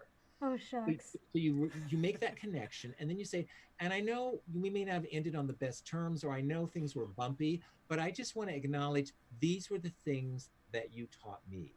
These were the things I learned from you, and I want to thank you for that, and I'm really grateful and appreciative, and I hope you're doing well. Oh, shucks, sorry, like. No, can I tell you how powerful that will be? 90% of the time, that person's going to call you back. 90% of the time, if you leave your contact information, they're going to go, wow, because ultimately it's about human beings valuing other human beings. At the end of the day, that's what relationships are about. And things get bumpy sometimes. I mean, I've had directors where I've had shouting matches with them where I've almost like physically had to pull them out of a light booth or rehearsal because I thought they were doing damage to the show or the actors. And I thought, I'm going to get fired for speaking up. And then the next day they come in, they say nothing, they hand me a dozen roses as if nothing happened, and we just go on. I mean, it's crazy how personalities and egos can work, but you can build a relationship at any time. And that's why in the project, in the showbiz class, when you find a mentor, when you find the person that does the thing that you love doing, or you think you love doing, and you go out and you solicit them to have an informational interview so you can kind of find out what their job was, how they did it. When you do that, the thing that will make them select you, especially if it's an Oprah or a famous person, is the sincerity and the deep felt communication that you express in that simple ask letter. Because they're going to get that you got who they are. They're going to get, oh, this isn't some fan or looky-loo. This is someone who actually understands my life journey. This is someone who's been through my pain or my shoes. And they're really curious about it because they mentioned that in that kind of short, brief 3-paragraph letter, and you tug at their heartstrings, because everyone has heartstrings, even though a lot of people try to hide that they don't. And that's how you can build that relationship. So you can always heal stuff, or even if it's not been a bad relationship ending, maybe it's just you haven't seen them in 3 or 4 years, and you feel kind of like, oh, you know, now that they've got this position in this marketing film, I'm going to feel like I'm, you know, brown nosing or whatever I'm doing to try to, like, get into their good graces. But I'm like, it doesn't matter. It's like you can still send them a letter, say, hey, I haven't seen you in 3 or 4 months or a year, whatever. And in the business called show, that's quite typical. You know, everyone's very, very close on closing night, and oh, I'll see you and we'll get together. Like, that doesn't happen. You know, I pick a person per show I work on or per project. That's the person I'm going to hang on to because of this, that, and the other. So I'm very selective about who I'm going to be building in that map of relationship, because you can only have so many people you can keep in touch with. But feel free to reach out at any time, acknowledge the value that they gave you, and let them know, I was just thinking about you. It's really powerful. First of all, that was a roller coaster ride, and yes, everybody applause, snap, crab, whatever you want. But that was a roller coaster information.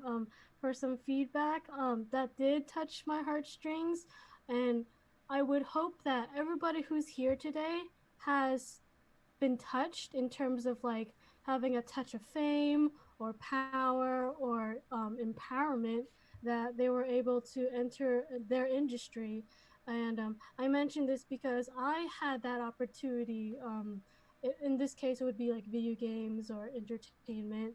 And I was able to touch or be in contact with a video game company, and it kind of fizzled out. It was a disaster.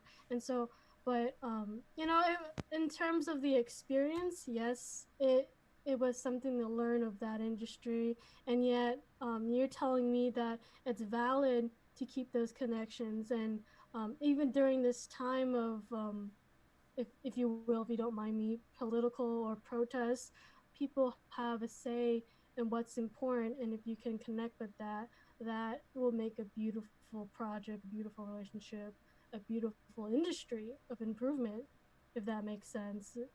Totally makes sense. Absolutely. Thank you so much. I mean, I don't mean to cry in the camera, but I did. So just putting it out there. Thank you for your question, Danielle, and for the answer that everyone got to hear. And the thing to realize is that if you are approaching someone that seems more successful or famous or whatever than you, they have their own stuff. And you may see them as this great success story, but they may not see themselves as this great success story. Leonard Bernstein never felt he was successful. He never did, because he wasn't, as his father told him, well, you're not an Aaron Copland, who's another famous composer. And so it was like he was under the, like, I have to be another Aaron Copland. I have to match that. Leonard Bernstein had many other gifts, but he didn't have that particular gift, you know.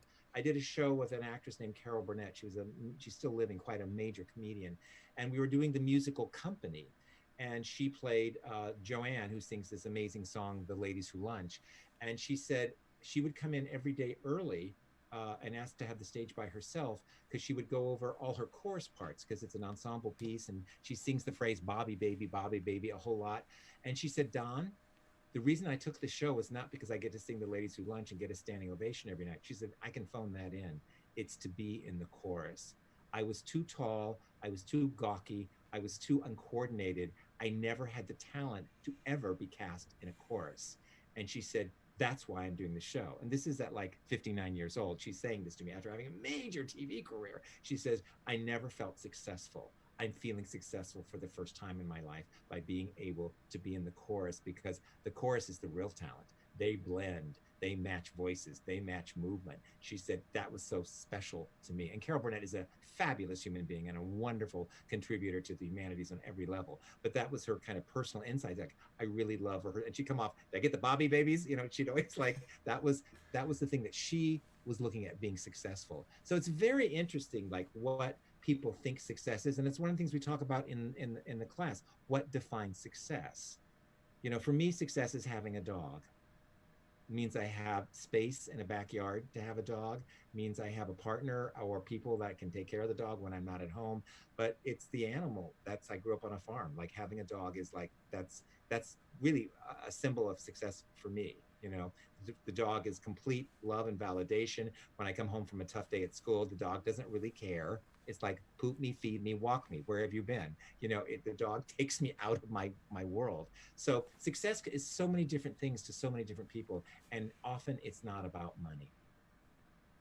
If you don't mind me responding to that, in terms of like an industry perspective, I feel as if companies are their own person, if not private person. They have that feeling of, oh, what is respect? What is reputation in our industry? What is our image against everybody else in that industry? And I find it so touching that maybe companies kind of cry, have a sad moment. And how can we as people rise up to that challenge and really connect with each other in that sense? So it's really touching that you have those stories of famous people having their humble moments of being human. Right. Everyone's and the always point is that you have a gift to give that you're giving, and no one can be a better you than you ever. I mean, the great actress Meryl Streep could study you 24/7 if she had a script to say, I'm going to play Danielle, but she couldn't come close to touching what you actually are and what you're going to actually bring to the table. So just always know that, you know, that's your reason for being here, you know, and it'll be very exciting to see where you go. So stay in touch. Thank you. Oh, thank you. I think So- we do have another question Yes. for Dawn, right? Yeah, I that. see your question, Andy. I'm going to unmute you in case you want to ask it yourself on the subject of Carol Burnett and casting. Let me see if Andy wants to unmute. If not, we can ask his question for him.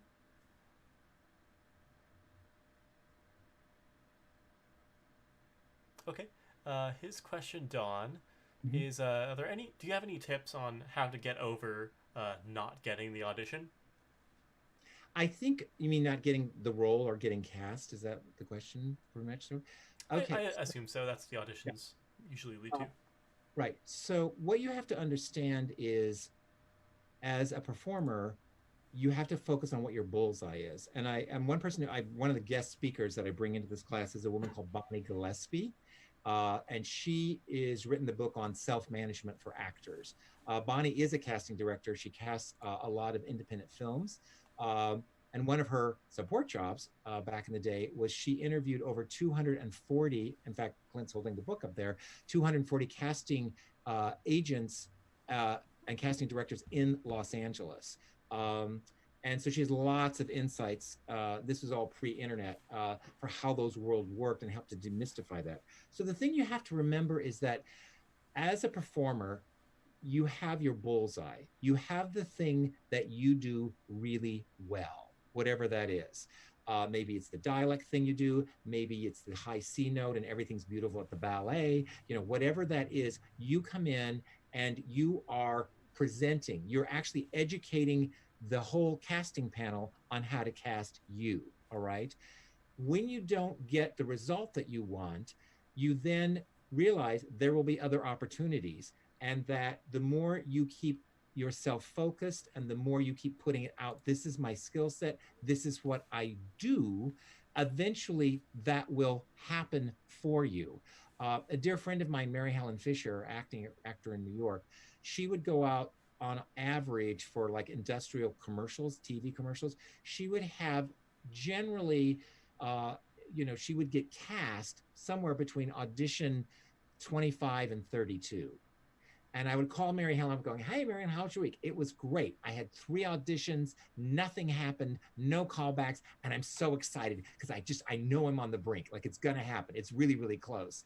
And she says, I'm up to 26 I'm up to 26 auditions and nothing's happened yet, but I know it's gonna happen. As soon as I get up to the 30s, I can feel it happening. And sure enough, audition 31, she booked like a major national commercial, which like paid her rent for the next year and a half in New York. So the point is that knowing that you are valuable and knowing that it will happen ultimately if you keep going for it, because it cannot not happen. I know that's really weird. So if I had Chris Monsa stand up right now and I said, what if Chris does double the number of push-ups that he normally does as an instructor and really pays attention to his diet and does like 10 miles of jogging every day, in 30 days, what will happen to Chris's body? It will develop. It cannot not develop, because in the cause of effect and relationship, what Chris is putting in the work is going to show up physically in his body. It has to. Now, he may not like the push-up. He may have attitudes about it. He may not like the certain healthy food he's eating. He may want to really have the strawberry milkshake. He may want to have the ice cream. But if he stays disciplined to what he's doing, it will have an effect. The same thing is for your audition. And also remember that when you're auditioning, yes, it's for that role, that part, and maybe there's a lot of competition, and maybe you weren't quite tall enough, or the hair color, or whatever, you don't look like so-and-so's brother or sister. But the point is, you're educating the room about your skill set, and they may be casting multiple projects. Shay can really talk to this. And so they'll think, oh, I saw that person, and they auditioned for that show. They weren't quite right, but let's bring them over here. So I think the way you get over it is to understand you did your part. You showed up, you did the audition, and you did it well to the best of your ability. And if you are auditioning for a project or a show that is your brand in particular, then you're not wasting the casting director's time by showing up for a role that's you're really not right for brand-wise. You're showing up and doing your job. That's what you do, and you get comfortable doing it. On how to get over it, briefly, I'll share a story from an actress friend who won the Tony Award for the movie, not the movie, but the stage play Into the Woods. And Shay will remind me of her name that's just flown out of my brain in a second. Joanna Gleason? Thank you, Joanna Gleason. Thank you. Sorry about that, Joanna. And Joanna shared when she came to UCI, because I brought her in as a guest speaker when we did Into the Woods to talk about it. And Joanna said, so this is how I get over the disappointment. I kind of, within 48 hours, I pick a day or an hour where I'm going to process not getting this. And I kind of let the neighbors know because it's kind of loud. And she goes outside in her backyard and she takes like 10 minutes and she does like a Greek whale. I mean, she lets out all her pain and all her frustration. Maybe she'll like rip up a cardboard box or stab something like a box or whatever. She physically works it out. And the dogs in the neighborhood often sometimes bark because there's like this crazy lady in the backyard, you know, having like this meltdown. And then afterwards she kind of calms down and tries to recover her voice. Maybe she takes a nap because it's so exhausting to let that much disappointment out at once. And then she's like, okay, I'm good, ready for the next thing. So she finds a way of processing it. After every audition, I highly encourage that you go treat yourself because you've done your job and you've done it to the best of your ability. So you need to reward yourself in whatever that looks like. So those are different techniques and things that you can, and also know that there's another time. But I'd love to turn it over to Shay a little bit about the audition thing, because she ran and established the audition center for Actors Equity in Los Angeles before I kidnapped her to come study at UCI. Shay, any thoughts on that audition process? Yeah, I think also it's really important to understand that even if like you go out there and you give like the best audition, you're like, oh, I'm sure I have this. Like sometimes factors play that like are out of your control. So, but like what you should do is go out there, lay it out there and give them your best. And then, you know, maybe it's not right now, but it'll be right for the next time. You know, they're going to remember you. Like be nice, be polite, you know, joke with them, whatever you do to make yourself memorable, and, you know, follow up with them, send a thank you. You know, that doesn't happen very often in this industry sometimes. Like, sometimes they're surprised to get a thank you note. So when you do that stuff and, like, you show that you're, you know, kind person to work with, people want to work with people like that, you know? I have had multiple times, not even like I don't audition, but just from a job standpoint, where maybe I didn't get the job in the first round of interviews, it was offered to someone else, but then something came up and they offered it to me and it ended up being the best thing ever, you know? So you never really know what's going on behind the scenes, you know, with all of that. So put your best foot forward and, you know, good things will follow. And it's important what Shay says, because part of the business side of this is, who is the person that checked you in? Who is the assistant when you walked in the door? Because guess what? That assistant in 5 years may be a casting director. Like the people who work in the mailroom at Universal Studios or Universal Paramount or any of the studios, they're not working in the mailroom because they have a career ambition to work in the mailroom. That's how they got their foot in the door. So you want to be really polite and wonderful to that person that you meet at the door, and write down who they are. And make sure every audition, it's like, it's not just the director, who's the director's assistant, who's the choreographer, who's the musical director, who's assisting. All those people are on your map of relationship, or might want or need to be, because all those people are looking at you. And all Absolutely. Those people have opinions and thoughts, and they're going to be in another theater, another location, say, oh, we're looking for, so you know what? There was this person who came in auditioned 2 weeks ago. They'd be perfect for this. So understand that you're showing yourself to the world in a very big way, and it's not just specifically for that one role. Absolutely. Also, on another note, like oftentimes when they're looking at putting together a cast, personalities are really important. And if people know people, like, for example, say someone walked in the room and gave this great audition, but they were a jerk to the person checking them in, that person checking them in is going to let them know, and they're going to rethink casting that person. Okay, we'll go for someone else who was actually nice. Because you have to put a show together in a very short amount of time, and usually, and you don't want to work with someone who's going to be negative or rude or disrespectful. Exactly. The amount of advice on auditioning and surrounding and just how to treat yourself during that major part of the job of the actor. Unlimited amounts of advice. I want to check in real quick on the Facebook if we have any questions from all of our viewer over there.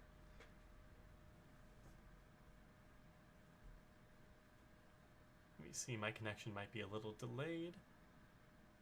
Hi, so I'm Sarah. I've been moderating the Facebook chat. Right now we don't have any questions, but I just wanted to thank Dawn for giving your time. I learned so much, and I just wanted to thank you so much. I can tell how like genuinely you care about people and how like very valuable your advice is. So thank you so much. I really appreciate it. I learned so much. Thank you, Sarah. It's a real pleasure being here today. And if I may, I just want to let people know the Business of Show Business class is actually being offered first session of summer school. You can still enroll in it if you're a current UCI student. There are no prerequisites for this class, and I've often had students who aren't drama majors also enroll in this class, which is exciting because it adds other dimensions to it. The class will start on June 23rd and go to July 23rd. So 23 to 23, June to July are the dates. It's a 5-week course on Tuesdays and Thursdays from 1 o'clock to 3:50. It will be on Zoom. So wherever you are, it's remote, so anyone can take it wherever they are. And the course number in summer session is 03070.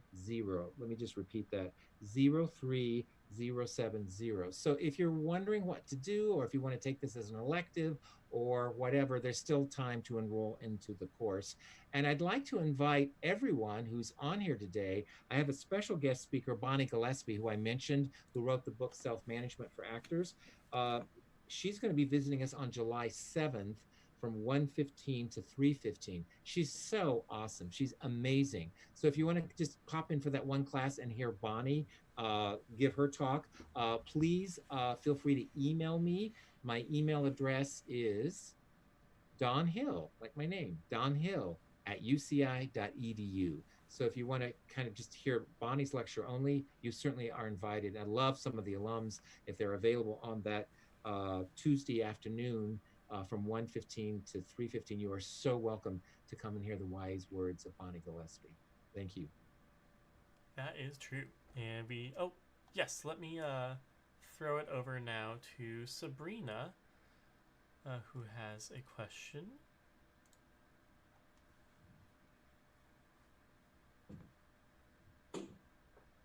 Sabrina, are you there?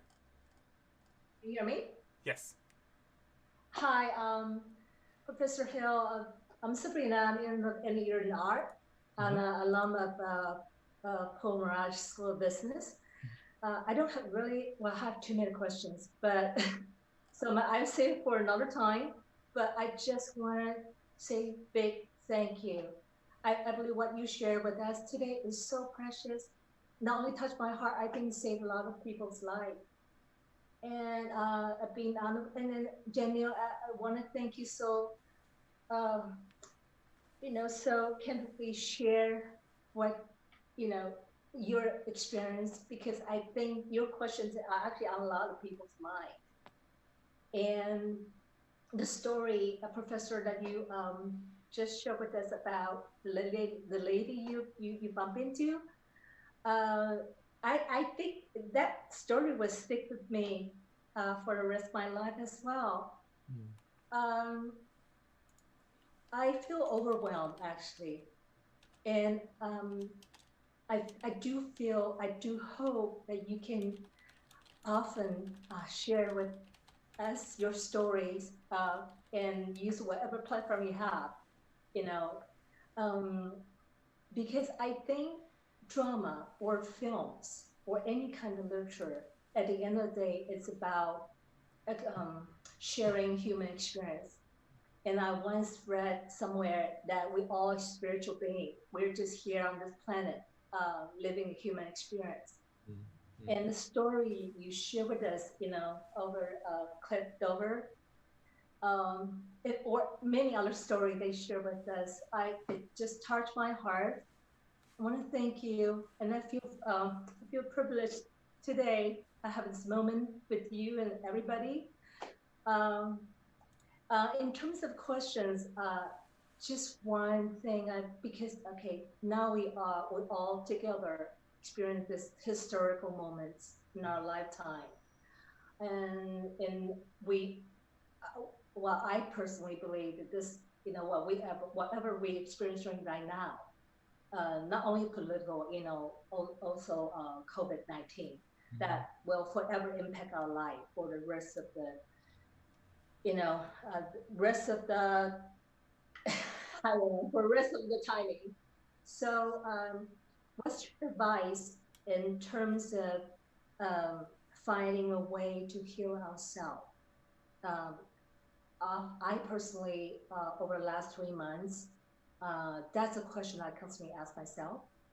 And I think with your wisdom, I'm hoping, first of all, continuously, Professor, you can find any way to share your wisdom with us, with the world. But in the meantime, yeah, here's my question for you. And thank you again, Professor. Oh, thank you. It was lovely that you're here, and I really appreciate your feedback. I think at the end of the day, it's like what serves. One of the questionnaires when they start this class, it's like, what serves your greatest and highest good? And that's a heavy question because for everybody it's different, but what is your highest and greatest good? What does that look like or feel like? And there's a lot of people who think they want to go into show business. When they take this class, they actually end up not going into show business in some cases because they realize that's not my greatest or highest good necessarily. So I think it's about, what is serving you and what you can let go of that doesn't serve you. And sometimes those are tough questions. And sometimes that's meaning it doesn't really serve me to stay in this relationship. Like this person, when I really think about it, like, are they really supporting me in the way that I really want to be supported or need to be supported? Does this job or this career path support me in the way that I feel I deserve to be or I need to be supported? So a lot of times it's defining what are your basic needs, what's supporting you, what's not supporting you, and then what action items can I take to change that? The great thing about being adult, and also being adult is also scary and intense, but adults get to make choice. We actually have choice. And it can be hard choices at times, but we have choice. A child does not. The 5-year-old child needs the parent for food and shelter and all those support things. But when we get to be an adult, we actually do have control. And we can say, you know what, I'm not going to go see those films because they're not produced by women, they're not made by women, they're not written by women. I'm going to put my money where things are being made by women or things are being made by African-American artists. I'm going to focus totally on that. I'm going to focus on whatever is speaking to me. That's where I'm going to put my time, my energy, my money, because I have choice. I have a say in how I spend my money. I have a say in how I operate in this world. And just knowing that and starting to become self-empowered with yourself starts you on a path of healing and starts you on a path of achievement. I look at someone like Helen Keller, who I will get emotional. This is a woman who was not dealt a great deck of cards, face it, in terms of the disabilities that she was given. But what did she do with it? How did she respond to it? My goodness. I mean, she learned to speak, communicate in 6 different languages. And awesome. I mean, that woman went so far with what are perceived as so many physical disabilities. It didn't stop her. Didn't stop her at all. She became a powerhouse on so many levels. So even at the very gut level of, do we have the ability to see or to hear or to walk? What's stopping us from doing things physically? And yet people overcome those things. A wise person once said, a major storm, blizzard in your life doesn't sometimes show up to hurt you. It shows up to clear a path, to create a new way, to create an opening. And I think that's what we have to pay attention to in our current world. We're learning a lot about a lot of things with what's going on right now, and we need to pay very close attention. Thank you. I hope that was helpful to you. Yes, thank you, Sabrina, for your question, and thank you, Dawn. I believe it's time for us to start wrapping up, so I just want to go over just a little bit more of information. Again, the Business of Show Business class is being offered for summer session, and registration is open now. That's going to be offered between June 23rd and July 23rd, And for any current students, again, unlike during the normal year, there are no prerequisites required for this version of the class. And to reiterate Dawn's offer, Bonnie Gillespie, the casting director, is going to be offering her portion of the class as a guest speaker on July 7th. And anyone in this call is welcome to tune in for that.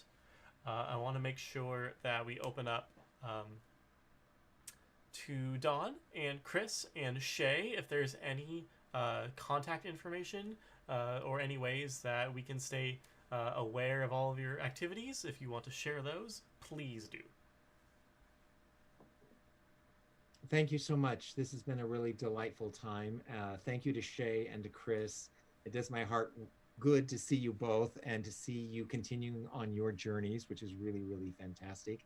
Thank you, Ivan, for having this whole thing to happen, and for Wendy Day Brown for coordinating it for the Anteaters Alum Society. And Sarah, so great to meet you. So thank you all. Shay and Chris, anything you want to add as we close this out? I don't know, not really. Just happy to be here and to see everyone's faces. Yeah, same.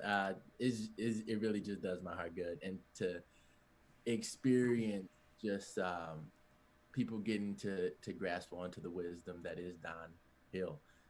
It really, I can tell you've done a lot of good, and getting people to shift their perspective, and I think that's when joy arrives.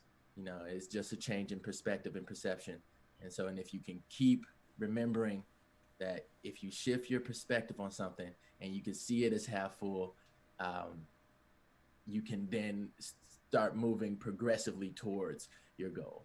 And so, yeah, I just thank you for having me here, and I'm grateful to be here. And also, I love Shay. I love you too, Chris. Well said on all accounts.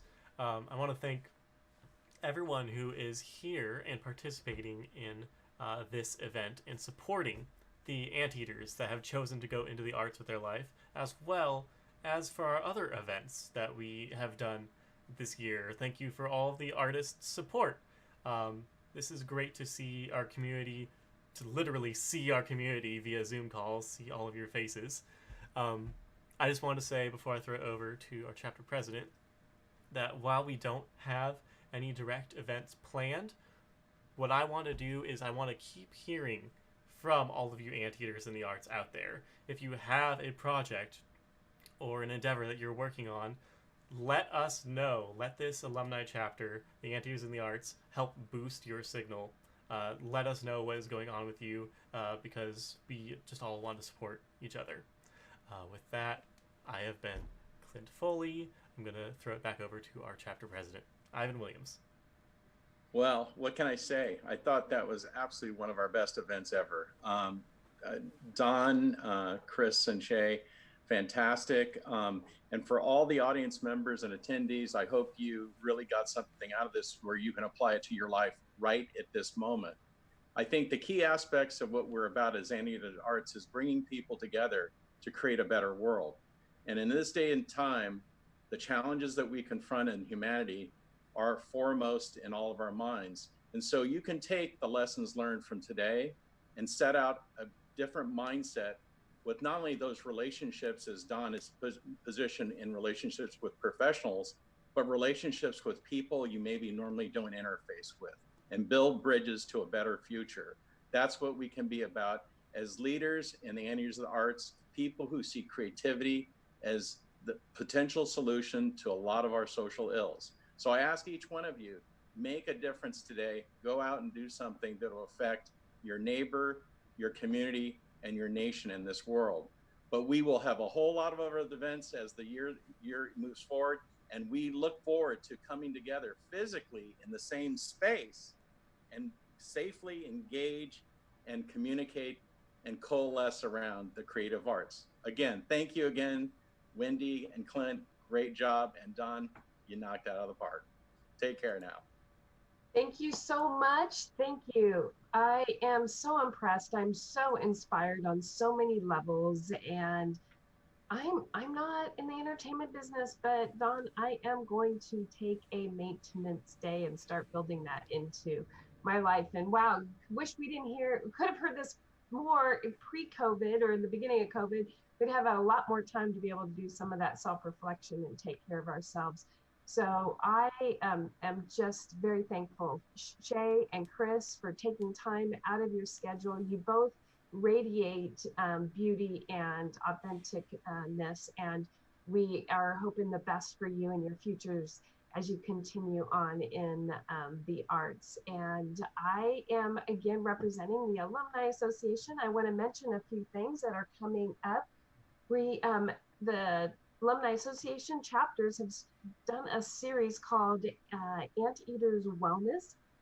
The next two ones I think are really going to hopefully help what we're going through right now. One is called, next week on June 10th, is Strength to Navigate in Crisis. So you can take a self-assessment, find out what your strengths are, and help you perhaps during this time that we are going through in the backdrop of our nation. And then we also have a career panel for Anteaters in pharmacy. That's not applicable here. Sorry about that. The next one I wanted to mention was Wednesday, Wellness Wednesday, Repurposing Negative Energy. And that's led by a PhD of the School of Education.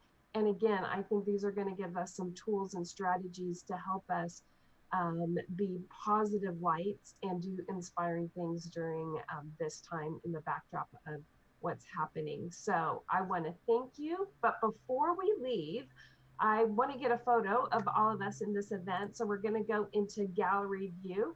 I want all of you, if you can put your cameras on, if you don't mind. And we're going to do an anteater zot out. And for those of you who know how to do the anteater, with your hands, you put your two fingers together on top of your thumb in the middle, and then we're not the longhorns down in Texas. We're the anteaters, so we got to pull our thumb back, and that gives us our snout. So that is our anteater. So when I say 1, 2, 3, we're going to do 3 zots together. So okay, get your hand signs ready, and all together now. 1, 2, 3. Zot, zot, zot. Oh, let's try one more time. I'm sorry, I wasn't very good going. So on the count of 3, we'll all do zot, zot together. So all together now. 1, 2, 3. Zot, zot, zot.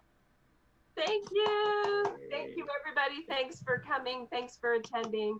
And we'll see you again here. And thank you again, Professor Hill. I love saying that. It reminds me of another theater show. What is that? Trouble in River City, right? The Music Man, yes. Yes, Music. yes. All right. Thank you again.